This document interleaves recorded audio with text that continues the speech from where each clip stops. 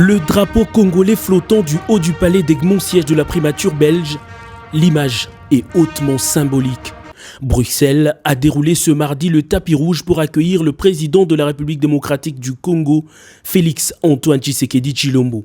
En première ligne des officiels, le Premier ministre belge Charles Michel, qui après une chaleureuse accolade, a conduit le chef de l'État congolais devant les troupes pour une parade d'honneur.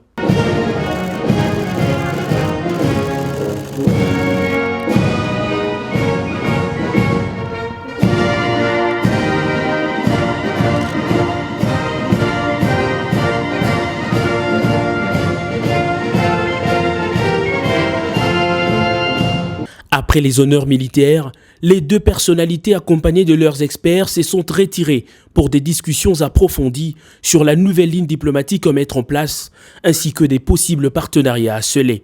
Séance de travail terminée, la ministre d'État aux Affaires étrangères de la RDC, Mme Thérèse Toumba-Nzeza, et le vice-premier ministre belge des Affaires étrangères, Didier Reynders, ont conjointement signé en présence du chef de l'État congolais et du Premier ministre belge une série de mémorandums d'entente. Il s'agit notamment d'un document autour du domaine des affaires étrangères, d'un autre pour les ministères des Finances dans lequel une possibilité de formation des douaniers serait envisagée et d'un tout dernier sur le renforcement de la coopération diplomatique entre les deux pays. La plus grande solennité du jour s'est déroulée au Palais Royal de Bruxelles où le roi Philippe de Belgique a reçu le président de la République démocratique du Congo, Félix Antoine Tshisekedi Tshilombo, pour un échange en tête-à-tête.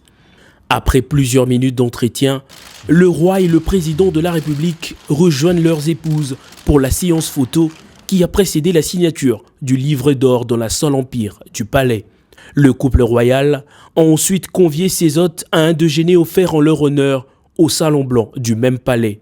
À la sortie du palais royal, le cortège présidentiel a pris la direction du mémorial du soldat inconnu.